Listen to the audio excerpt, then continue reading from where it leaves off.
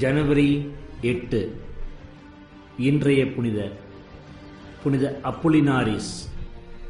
மறைவு 175. இவர் இராணுவத்தில் சேர்ந்தார். அரசன் இன்னொரு நாட்டின் மீது படையெடுத்துச் சென்றான். சண்டையின் போது குடிக்க தண்ணீர் கிடைக்கவில்லை. வீரர்கள் தாகத்தால் சோர்ந்து விழுந்தார்கள்.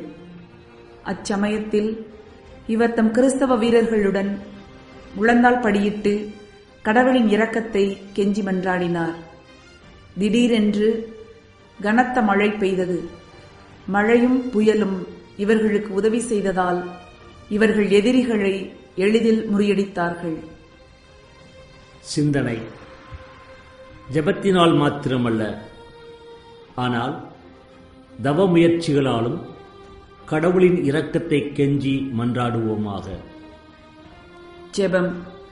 ஆண்டவரே, எங்கள் நாட்டின் பாவ அக்கிரமங்களை கவனியாமல் போதிய மழையை எங்களுக்கு தந்து எங்களை காப்பாற்றும்.